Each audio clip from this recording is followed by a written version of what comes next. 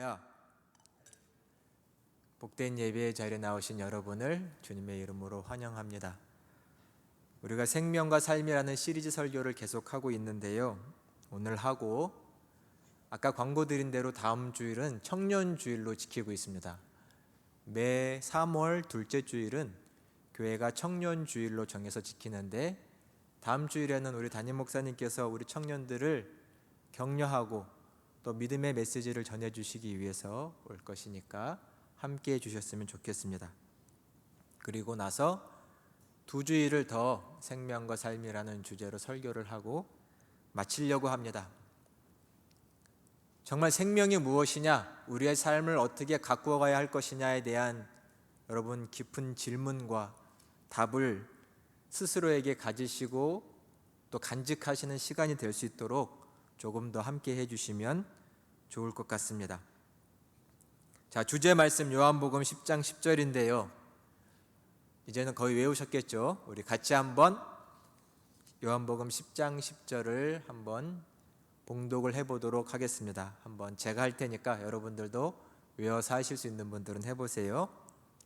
도둑이 오는 것은 도둑질하고 죽이고 멸망시키려는 것뿐이요, 내가 온 것은 양으로 생명을 얻게 하고 더 풍성히 얻게 하려는 것이라. 사실 어제 저녁에 누구를 시켜볼까 고민하다가 못하시면 시험 들까봐 차마 못했습니다. 꼭 외워주세요. 도둑이 오는 것은 다 죽이고 멸망시키려는 것뿐이지만 예수님은 생명을 주고 살리려고 오셨다. 이 말씀 저희가 평생 마음에 간직해야 할 귀한 말씀이라고 생각됩니다. 도둑은 속이는 자입니다. 빼앗는 자고 심지어는 생명을 죽이는 자입니다. 그 모든 악한 역사의 배후에는 마귀가 사탄이 있다고 말씀드렸죠. 사탄의 정체는 속이는 자입니다. 속이지 못하면 힘으로 빼앗기까지 하고 폭력을 써서라도 자기가 원하는 것을 쟁취하고 생명을 해하려고 하는 것이 마귀입니다. 이런 마귀의 역사 속에서 우리는 분별력과 참된 지혜를 가지고 살아야 하며 올곧음과 용기를 가지고 살아야 한다고 말씀드렸습니다. 우리는 지금 매우 놀랍도록 발전한 과학의 시대를 살아간다고 말하고 있습니다. 물론 다른 학문들도 많이 발전했겠지만 특별히 과학이라는 것은 우리의 삶과 매우 밀접하죠. 많은 기술의 진보가 있었고 삶의 편의가 있었습니다. 그렇다 보니 당연히 더 체감을 할 수밖에는 없지요. 제 사견이지만 제가 살아있는 동안 놀라운 기술의 발전이 2번 있었고, 다시 제 사견이지만 한 번 더 있을 것 같습니다.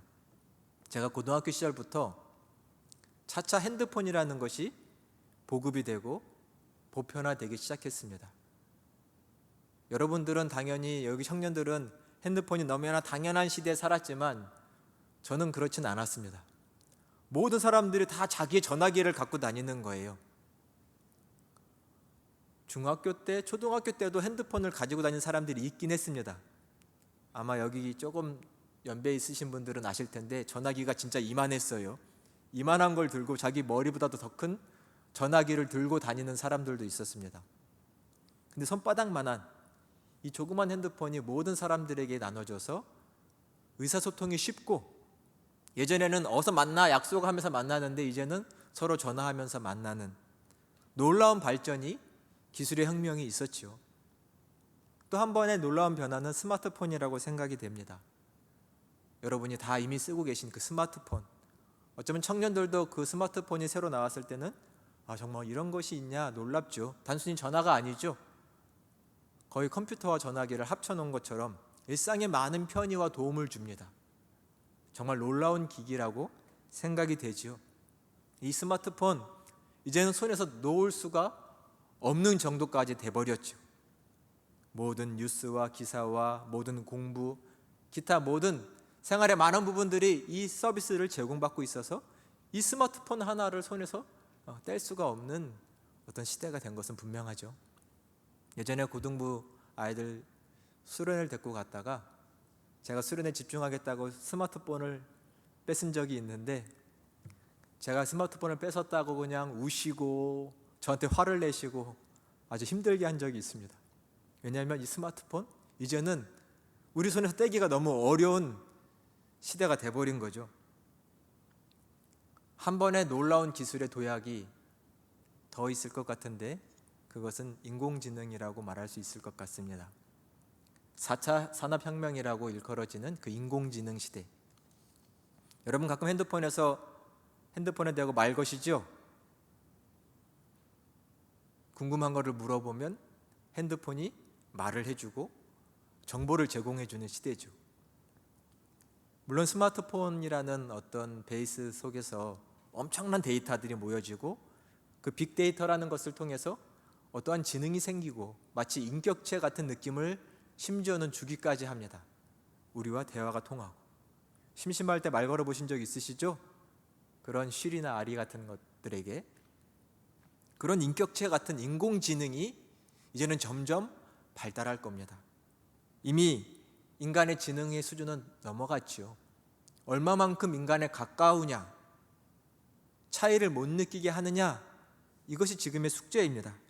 이미 인공지능이라는 것은 시동이 걸려서 많은 발전을 앞두고 있습니다. 과연 앞으로 어떤 시대가 펼쳐질까를 저희는 분명히 생각해보고 또 준비해야 되리라 생각됩니다. 두려움이 생기기까지 하는 시대이지 않을까라는 생각이 듭니다. 오늘은 제가 왜 처음부터 이런 얘기를 하냐면 관심이 있고 없는 분들도 계시겠지만 과학에 대한 얘기를 조금 해보려고 합니다. 과학이라고 하니까 너무 거창하지요. 이 과학이라는 학문을 정말 과학이 이끌어가는 이 시대인데 이 과학이라는 학문을 우리 신앙인들이 어떻게 그 학문을 대할 것이냐, 이 시대를 바라볼 것이냐를 신앙적으로 한번 나누고 싶습니다. 왜냐하면 그것이 우리의 생명과 삶에 이제는 너무나 밀접한 관계를 맺고 있다고 생각하기 때문입니다. 어릴 적부터 교회 학교에서 하나님의 창조를 배우고 성서를 배운 친구들이 이제는 학교를 진학하고 중학교, 고등학교에서 과학 시간에 창조론은 들어보지도 못하고 오히려 진화론 이런 것들을 배우고 또 자기가 관심 있어서 배우는 여러 과학책들을 읽어보면 다 진화론 얘기하죠. 그렇다 보면 우리 친구들이 혼동이 오고 갈등이 생깁니다. 도대체 뭐가 맞느냐? 난 어릴 적부터 교회에서 엄마한테 선생님한테 창조론, 하나님이 이 세상을 창조하셨다고 배웠는데 세상은 전혀 다른 얘기, 빅뱅이라는 이론이든 어떻게 지구가 생겨서 생명체가 생기고 지금의 사람이 됐다는 여러 가설들과 얘기들을 하는데 도대체 무엇이 맞는 것인지 혼동이 오기도 하죠. 어린아이들만 그런가요? 혹시 저희는 안 그런가요? 이 과학이라는 놀라운 지식들 앞에 막상 내 속에는 고민이 깊어지고 무엇이 맞는 얘기일까? 해결되지 않은 숙제들이 우리에게도 남아있지는 않나요? 과학은 종교라는 것, 또 우리가 가지고 있는 이 신앙이라는 것과 함께 양립할 수는 없을까요? 과학과 종교, 서로 대척점에 서가지고 서로를 비판하거나 무시하거나 아니면 일방적으로 요즘은 종교와 신앙이 무시당하는 이러한 처지가 아닌 서로의 이해를 돕고 도울 수 있는 그런 관계는 될 수 없을지 짧은 시간이지만 한번 우리가 말씀을 통해서 생각해 보기를 원합니다. 과학, 그 놀라운 지식과 그 기술들은 발전했습니다. 그러나 우리가 한 가지 잊지 말아야 할 것은 결국 그것은 인간에 의해서 이루어진 것이다라는 것을 잊지 말아야 합니다. 결국 모든 과학적인 지식과 기술과 진보, 일상의 편의들은 결국은 인간에 의해서 이루어졌다는 것. 당연한 얘기지만 이 당연한 것을 우리가 깊게 생각하지 않을 때가 있습니다. 당연한 것이죠. 절대로 잊어버릴 사항이 되면 안 됩니다. 인간에 의해서 이루어졌다. 인간은 내 자신과 또 우리가 살아가는 이 환경에 대해서 매우 관심이 많습니다. 그 늘 질문하며 살죠. 왜 사람은 태어나서 죽지? 안 죽으면 안 되나? 왜 사람은 늙지? 아주 기본적인 질문에서부터 많은 질문들을 하죠. 왜 사람은 생명은 번식을 하지? 왜 남녀 이런 양성이 만나서 또 다른 생명을 어떻게 만들어내지? 그 원리는 무엇이지? 이런 것에 대한 궁금증이 늘 사람에게는 있죠. 왜 태양은 동쪽에 떠서 서쪽으로 지지? 왜 지구는 도는 것 같지? 또한 왜 음식들은 부패하지? 등등 우리 일상과 관련된 많은 질문들이 우리에게는 있을 수 있습니다. 사람들은 궁금해하고 그에 대한 답을 찾지요. 이런 답을 찾는 과정들을 우리는 학문이라고 할 수 있습니다. 과학이라는 학문도 인생에 대해서, 생명에 대해서, 삶에 대해서 질문하고 답을 주는 학문입니다. 생명, 최초의 생명은 무엇일까? 생명과학은 매우 궁금해합니다. 어디서 생겼을까? 처음부터 사람이 이런 모습이었을까? 생명체가 처음부터 이런 모습이었을까? 아니었을까? 처음의 생명은 어떻게 시작됐을까? 이것은 과학에서도 중요한 질문이고 궁금증입니다. 또한 나름대로의 답을 매기죠. 모든 생명은 다 처음부터 이랬을까? 서로 관계가 있을까? 변화되었을까? 이런 생명과 삶에 대한 질문은 당연히 종교에서도 신앙에서도 있습니다. 물론 그 대답의 차이는 꽤나 지금은 커 보입니다. 교회는 성서를 통해 말하죠. 또한 신학적인 작업을 통해서 말합니다. 하지만 먼저 지금의 대답의 차이가 너무 크다는 것을 생각하기 전에 먼저 질문은 같았다라는 것을 먼저 생각해 보실 필요가 있습니다. 과학적으로 대답을 하던, 신앙적으로 종교적으로 대답을 하던 인간이 가지고 있는 이 궁금증, 생명의 근원에 대한 궁금증과 인간의 삶에 대한 고민에서 모든 질문은 출발하고 그 속에서 나름의 대답을 해가고 있는 상황이죠.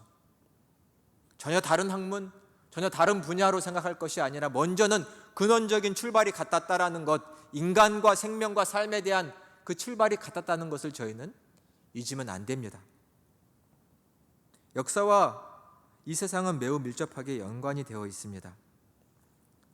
우리가 인식하든 인식하지 못하든 인정하든 안 하든 이 역사는 매우 밀접하게 연관이 되어 있고 역사는 그렇게 서로 묶여서 흘러가는 것이 사실이죠.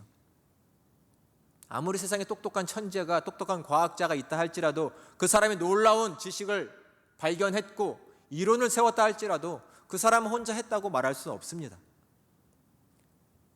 그 천재가, 그 과학자가 그 자리에 서기까지 그에게 삶으로 지식으로 가르쳐준 스승이 당연히 있기 마련이죠. 어떤 학문도 어떤 과학자도 자기 앞선 과학자들과의 이론을 씨름하고 실갱이하면서 때로는 배우고 때로는 비판하고 때로는 발전시키는 과정을 통해서 자기의 이론을 정립하지 자기 혼자 갑자기 뚝 놀라운 이론을 만들어내는 사람은 절대 없습니다. 모든 역사, 모든 학문과 모든 이론들은 다 연관이 되어서 발전하고 이루어져 가고 있죠. 이것을 기억해야 합니다. 왜냐하면 모든 사람들은 다 이 실존이라는 자리가 있기 때문입니다. 실존이라는 말은 철학적이기도 하고 조금 어렵게 느껴질 수도 있지만 쉽게 말하면 인간은 누구나 삶의 자리가 있습니다. 태어난 자리가 있고 환경이 있어서 그 환경에 영향을 받고 영향을 주고 살아가는 존재일 수밖에 없습니다.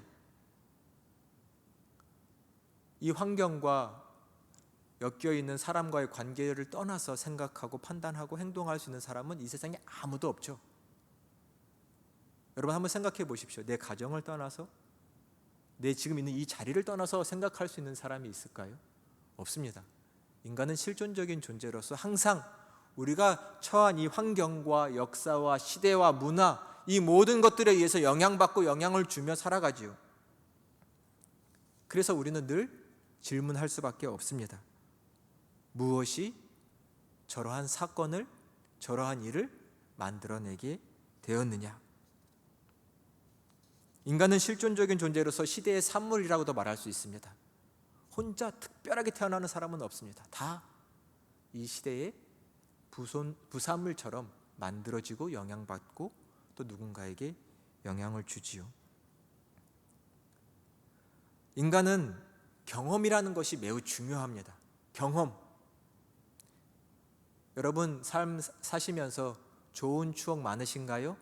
아니면 불행한 추억이 더 많으신가요? 어떠세요? 좋은 일이 더 많으세요? 좋은 일이 많으시기를 축원합니다. 정말 인생에 행복하고 좋은 일 많으시기를 바랍니다. 왜냐하면 사람은 경험 존재이기 때문입니다. 가끔 힘들 때도 우리 과거의 좋은 추억 떠올리면서 살죠. 아, 그때 참 좋았는데, 그때 참 행복했는데, 이런 추억과 경험이 있어서 지금도 때로는 버틸 수 있고 이겨낼 힘이 있는 것이죠. 사람에게 경험은 매우 중요합니다. 좋은 경험이 특히 더 중요하죠. 이건 너무나 당연한 얘기입니다. 한편 인간은 경험 이상의 존재입니다. 경험만으로 살지 않죠. 경험했지만 초경험적인 삶을 살기를 원합니다. 요즘 TV 광고 보니까 초시대 이런 말 많이 하던데요. 어쩜 이 시대에서 한층 더 뛰어난 기술을 말하는 것 같은 단어입니다. 초시대. 인간은 내가 한 모든 경험, 다양한 경험을 뛰어넘는 어떠한 역할을, 어떠한 작업을 우리 내면에서 해가는데 이것을 우리는 이성을 통한 사고의 과정이라고 말합니다. 어떤 사건과 현상들을 우리는 경험하죠. 하지만 우리는 항상 그 반복되는 현상과 사건들, 그 배후에 있는 원리와 힘 같은 것들을 생각하고 싶은 이성적인 욕구가 인간에게는 있습니다. 사고의 과정들이 있죠. 상징적인 이야기지만 어느 한 사람이 어느 날 사과나무 밑에서 책을 보면서 쉬고 있었습니다. 자기 옆으로 사과가 툭 떨어지는 거예요. 사과가 툭 떨어졌습니다. 어떤 사람은 조금만 재수 없었으면 머리 박살날 뻔했구나 이렇게 생각할 수도 있지만 아이작 뉴턴이라는 사람은 떨어지는 사과를 보고 이런 생각을 했죠. 왜 사과는 위에서 아래로 떨어지지? 왜 모든 물건들은 위에서 아래로 떨어지지? 이런 생각을 하면서 질문을 던집니다. 왜 모든 물건은 위에서 아래로 떨어지는 거야? 많은 물건들이 다 그런데 도대체 그런 공통적인 특징을 갖는 그 원리가 뭘까? 왜 그럴까? 이것에 궁금해하는 사람이 있었던 것이죠. 반복되는 현상과 비슷한 현상들을 보며 그 배후에 있는 원리와 이론을 사고하며 캐치하려고 한 그 사람에 의해서 물리학의 큰 획을 그은 만유인력 법칙이라는 것이 생겨난 것이죠. 모든 물건들은 서로 끌어당긴다. 그런 더 큰 것들은 더 센 힘으로 끌어당기기 때문에 이 지구라는 큰 물체 앞에 그 인력을 벗어날 수 있는 사람이 물건이 별로 많지 않죠. 로켓같이 달을 향해 행성을 향해 날아가는 우주선이나 돼야 그 힘을 뚫고 나가는 것이죠. 대부분은 이 지구에 묶여 있을 수밖에 없죠. 이런 인력을 발견한 사람이 처음에는 이 경험, 사과가 뚝 떨어지는 이 경험이 자기는 매우 크게 다가와서 생각을 하지 않을 수 없게 만든 것이죠. 인간에겐 경험이 중요하고 또한 그 경험의 바탕으로 한 사고의 과정이 매우 중요합니다. 이런 것을 우리는 학문한다라고 말하고 요즘은 특히 과학의 시대라고 많이 말하죠. 이 땅에 있는 모든 자연의 세계와 시스템, 이 모든 것들에 대한 궁금증과 답을 찾아가고 있습니다. 또한 놀랍게 발전한 상황입니다. 또한 한 가지 중요한 것을 말씀드려보면 경험이라는 것은, 현상이라는 것은 인간에게는 결국 데이터일 뿐입니다. 데이터죠. 데이터들이 쌓이고 경험들이 쌓여서 어떤 원리와 이론에 대한 이 밑바탕이 되는데 한 가지 중요한 건 뭐냐면 인간이라는 존재는 결국은 모든 경험을 다 할 수 없다는 겁니다. 내가 영생을 해서 이 땅에서 오래 살아서 정말 오래오래 살아서 모든 경험을 다 해본다면 내가 모든 곳을 다 갈 수 있고 모든 시간대를 경험할 수 있다면 모든 놀라운 경험들, 심지어는 동물들이 할 수 있는 놀라운 경험들도 내가 할 수 있다면 그런 올마이티한 전능이 우리에게 있다면 좋겠지만 인간은 어쩔 수 없이 시간과 공간에 한계를 가지고 제한적인 존재입니다. 왜 이 말씀을 드리냐면 결국 이 땅에 있는 모든 현상과 데이터들을 수집한다 할지라도 그런 것들을 다 모아서 아주 근거가 충분한 이론을 만든다 할지라도 결국 이 땅에 있는 모든 학문들은 결국은 확률적으로밖에 접근할 수 없다는 거죠. 딱딱한 얘기죠? 좀 재미없나요? 이 땅에 있는 모든 것들은 어쩔 수 없이 확률입니다. 그 확률이 높을 수도 있고 낮을 수도 있죠. 이 얘기를 드리는 이유는 확률에 기반한 모든 학문과 학설과 이런 것들에 대한 우리의 태도가 어찌에 대하는 것이죠. 아까 창조론과 진화론 얘기 잠깐 드렸습니다. 굳이 잠깐 말씀드려보면 우리는 진화 법칙이라고 말하지 않고 진화론이라고 말하죠. 진화론이란 이론이고 주장이라는 말씀을 드리는 겁니다. 과학책에서 교과서에서 창조론을 다루지 않으니 우리 어린아이들은 헷갈리겠죠. 잠시만 강조하고 넘어가고 싶은 것은 어디까지나 과학의 학설들, 많은 것들은 이론이고 주장일 뿐입니다. 그런 많은 것들 중에 지금껏 반박이 되지 않은 그 이론에 위배되는 현상을 보지 않은 것들만 우리는 법칙이라는 말을 써서 말을 하긴 하죠. 이것은 제 얘기가 아니고 진화론자들의 얘기입니다. 진화론자들이 태초의 어떤 원소에 의해서, 요인에 의해서 생명이 생겼다, 발전했다, 지금의 사람이 되었다 라고 하는 모든 확률을 계산을 하면 진화론자들이 뭐라고 말하든지 아직은 제 얘기가 아니에요. 10억 500승분의 1이라는 확률을 말합니다.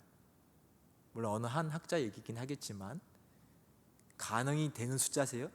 10억 500승분의 1이 돼야 그런 가능성으로 인간이 될 수 있다. 제로에 가깝죠. 그건 그들이 얘기하는 겁니다. 그만큼 우리가 말하는 것은 어떤 생명 현상에 대해서 확실한 원리를 말한다는 것은 정말 어렵습니다. 그러나 우리는 지금 어떤 이론과 학설이 너무나 대단한 거고 당연한 것처럼 우리는 인식하고 비판 없이 살아가는 시대를 살고 있기도 하죠.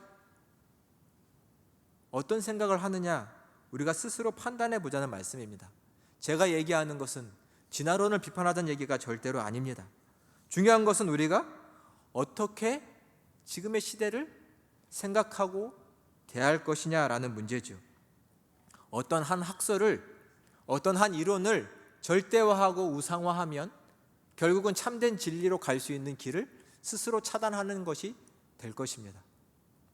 그렇기 때문에 우리는 열린 자세로 어떤 생명과 근원에 대해서 생각할 수 있는 자세가 필요합니다.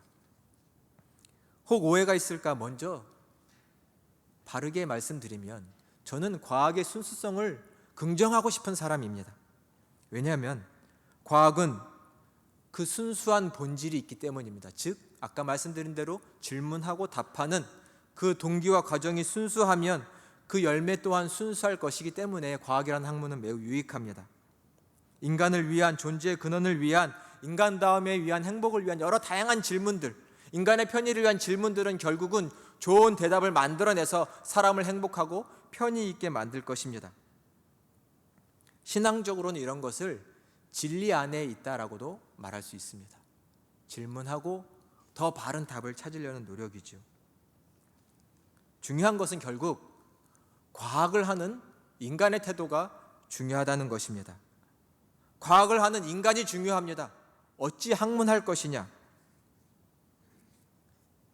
그러나 현재 우리는 이 과학이라는 거대한 모습, 예를 들면 대단한 정보가 쌓여 있고 인간에게 편의를 주고 그것이 없이는 살 수 없을 것 같은 분위기고, 때로는 너무나 전문적인 모습 때문에 그것이 무엇인지를 알 수 없고 판단할 수 없는 어떤 지적인 두려움이 우리 안에 있기도 하죠. 그래서 우리는 과학을 너무나 크게 보고 그것을 행하고 있는 인간 자체에 대한 생각들은 하지 않고 살아갈 때가 많습니다. 그러나 분명히 과학이라는 학문 또한 이성적으로 경험적으로 한계를 가지고 있는 사람이 하고 있다는 것을 저희는 잊지 말아야 할 것입니다. 학문적인 산물을, 인간의 산물을 절대화하고 우상화하는 것은 매우 위험하다는 말씀을 드리고 싶습니다.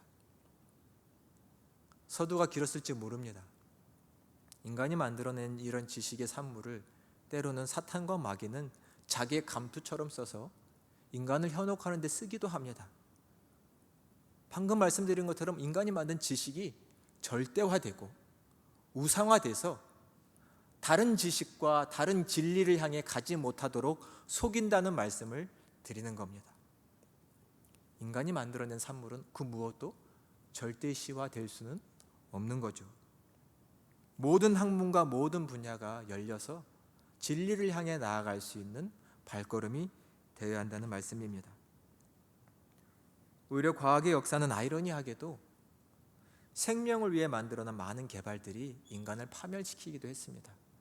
물론 특정한 사건들을 말하는 것은 협소할 수도 있겠지만 사실이기도 합니다. 다이너마이트? 우리가 미사일을 개발했죠. 핵융합 기술을 만들었습니다. 이런 것들이 인간의 역사를 얼마나 끔찍하게 파멸시켰는지, 중요한 건 기술이 아니라 그것을 다루고 있는 인간, 그것을 개발하는 인간이 문제이기 때문이죠. 지금은 유전자의 조작의 기술이 대단합니다.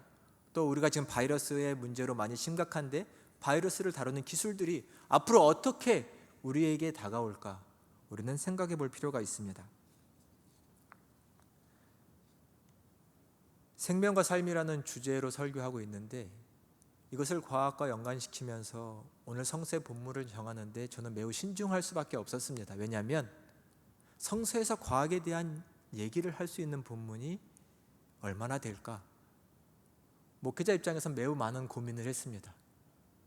어떤 과학의 현상과 비슷한 현상이 나와 있는 본문은 많을 수 있겠지만, 과학이라는 학문 자체를 다룰 수 있는 본문은 얼마나 될까? 저는 예수님의 부활의 본문을 찾았습니다. 자, 오늘 24절과 25절의 본문을 한번 같이 먼저 읽어보겠습니다. 24절과 25절의 본문입니다.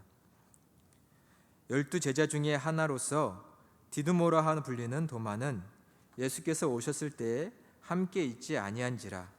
다른 제자들이 그에게 이르되 우리가 주를 보았노라 하니, 도마가 이르되 내가 그의 손에 못자국을 보며 내 손가락을 그 못자국에 넣으며 내 손을 그 옆구리에 넣어보지 않고는 믿지 아니하겠노라 하니라.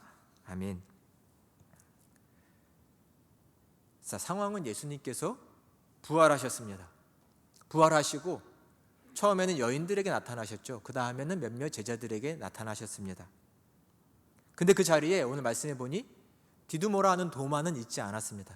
다른 제자들이 말합니다. 우리가 처음에 여자들이 말한 거 잘 믿지 않았었잖아. 근데 그 예수님이 부활하셔서 우리 앞에 나타나셨어. 야, 우리가 정말 예수님 봤다? 그 디두마가 말을 합니다. 나는 못 봤잖아. 내가 그분을 직접 보고 내 손으로 그분의 손도 살펴보고 옆구리에 손도 넣어보고 해야지 나는 믿을 거야. 즉, 뭘 말하냐면 경험을 요구합니다. 나도 경험해 봐야 되겠어. 너네도 경험해서 안 거 아니야? 나도 경험해보고 싶어. 만나보고 싶어. 만나야지 알 수 있을 것 같아. 이런 도마의 얘기는 이상한가요? 다른 제자들도 다 지금 예수님 보고 한 겁니다. 보지 않고 믿지 않았죠. 예수님을 경험하고 체험했죠. 도마도 지금 똑같은 걸 요구하고 있습니다. 나도 예수님 만나보고 싶고 보고 싶고 살펴보고 싶고 그분 만나서 경험해보고 싶어 라는 얘기를 하고 있는 겁니다. 8일 후에 예수님께서 다시 8회 후에 나타나셨습니다. 성경 표현대로 하면 문이 닫혀 있었는데 예수님이 어떻게든 짜잔 나타나셨어요.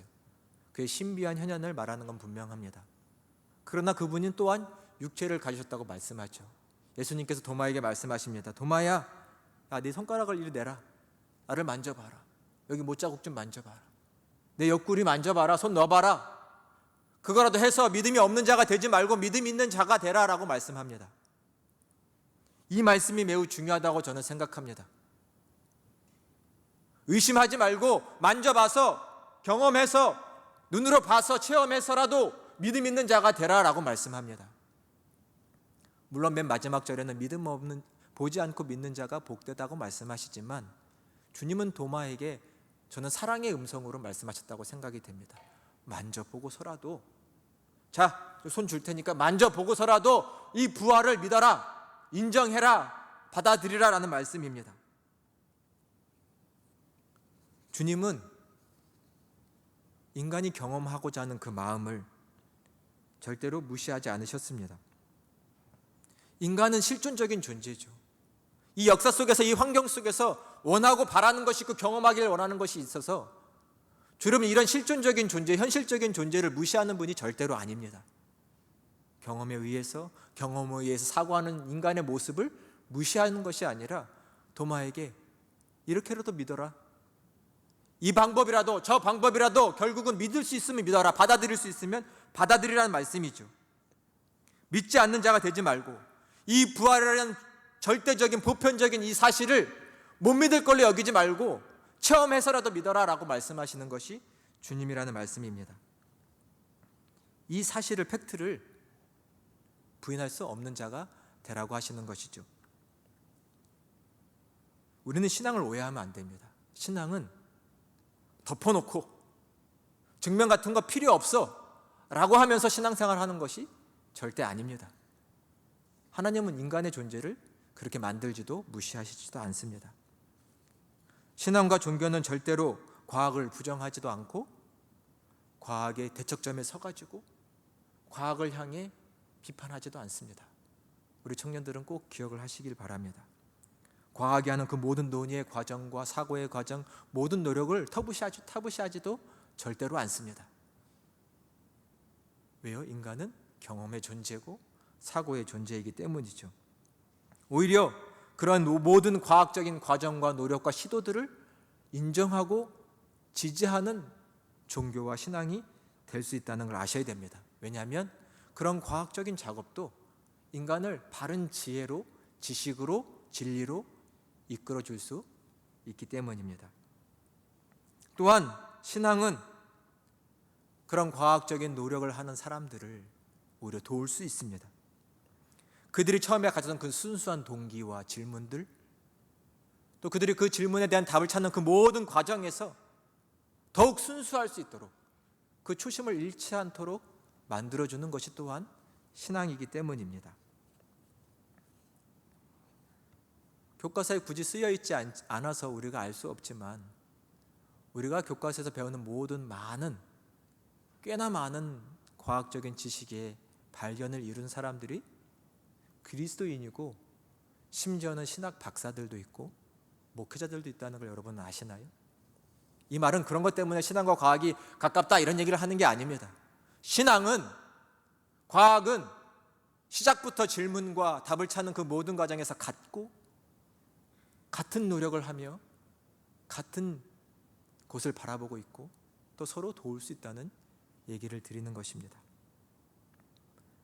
신앙은 바른 과학적인 작업이 이루어질 수 있게끔 도울 수 있죠. 여러분, 퀴리 부인 한번 들어보셨죠? 퀴리 부인 사진 한번 보여주시겠어요? 물론 원래 이름은 마리 퀴리죠. 피에르 퀴리의 아내로서 아주 훌륭한 과학자죠. 저 부부입니다. 저 사진은. 저 부부가 어떤 발견을 했죠? 라듐이라는 방사능 물질을 발견했습니다. 물론 저 당시엔 이미 우라늄이라는 방사성 물질이 있었죠. 근데 라듐은 훨씬 더 강력한 방사성 빛을 발하는 원소죠. 여러 실험을 하다가 문득 우라늄보다도 더 강력한 힘을 가진 방사성 빛을 발할 수 있는 원소가 있다는 것을 발견했습니다. 피치블렌드라는 어떤 큰 광물들을 정지하고 또 정지하는 아주 수고로운 과정을 하면 저 라듐이라는 원소를 분리해낼 수가 있습니다. 저 당시엔 아주 지금보다도 과학적인 기술이 작아서 비가 새는 창고에서 저 두 부부가 라듐이라는 원소를 정지하고 또 정지하는 매우 수고로운 과정을 거쳐서 1902년 4월에 0.1g 정도 되는 순수한 라듐을 분리하는 데 성공했습니다. 그 다음 해인 1903년에 저 부부는 그 공로를 인정받아서 노벨 물리학상을 받게 됐습니다. 그 당시 사람들이 말을 했습니다. 이런 대단한 업적을 이뤘는데 지금 가장 원하는 것이 뭡니까? 라고 묻자 저 마리 퀴리가 이런 대답을 했다고 합니다. 바라는 것은 내가 지금 분리해낸 것이지만 저 라듐을 내가 1g이라도 가지고 있어서 더 많은 연구를 할 수 있으면 좋겠습니다 라고 말했습니다. 왜냐하면 그 당시 라듐 1g이면 10만 달러나 되는 큰 돈을 요구하기 때문이죠. 내가 만들었지만, 내가 정지했지만 내 거인 건 아니죠. 또한 그는 자기가 정지한 모든 라듐을 연구소에 바치기도 했습니다. 기자가 물었습니다. 아니, 이 정지한 기술을 특허내서 많은 돈을 벌고 라듐을 사서 또 연구하시면 되잖아요. 그때 퀴리 부인은 이렇게 말을 했다고 합니다. 내가 연구했고 내가 개발했지만 어찌 이 원소라는 것을 내 것이라고 할 수 있습니까? 만인의 것이고 창조주의 것입니다 라고 말을 했다고 합니다. 그는 이 과학적인 기술을 자기 거화하지 않았죠. 모두를 위해 쓰려고 했습니다. 아인슈타인은, 우리가 잘 아는 아인슈타인 박사는 이 퀴리 부인을 향해서 이런 말을 했다고 합니다. 내가 알고 있는 유명한 사람들 중에 명예 대신에, 명예 때문에 순수함을 잃어버리지 않은 유일한 사람이다 라고 평가했다고 합니다. 내가 아는 많은 사람 중에 명예 때문에 순수함을 잃지 않은 과학자다 라고 평가한 것이죠. 화면 바꿔주세요.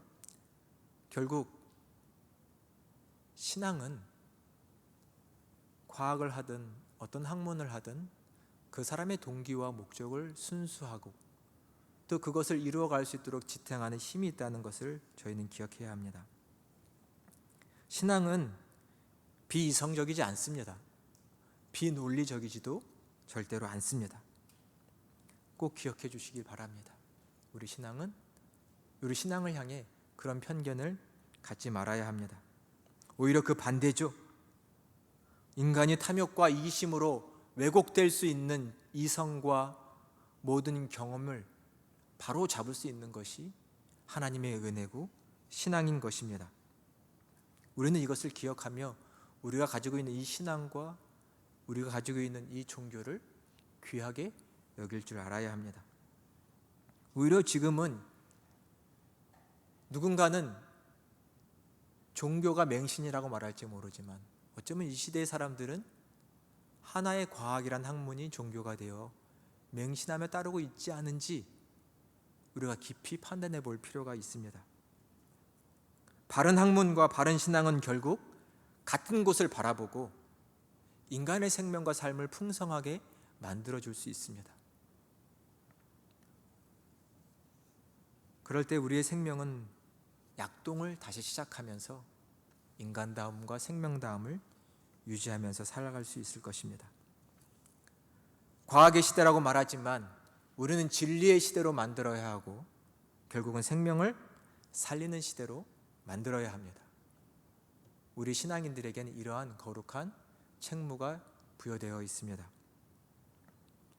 양으로 생명을 얻게 하고 더 풍성히 얻게 하겠다는 주님의 말씀은 이 과학의 시대를 살아가는 우리에게도 동일하고 이때에 우리가 무엇을 할 수 있을지를 고민하라는 숙제를 주십니다.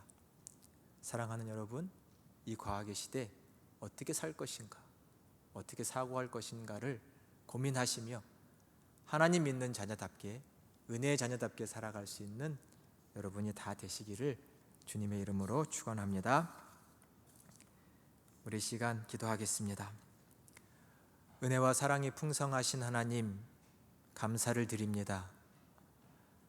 하나님은 지금도 우리의 역사와 우리의 삶을 이끌고 계신 분인 줄로 믿습니다. 하나님 간구합니다. 이 세상을 밝히 볼 수 있는 눈을 주시고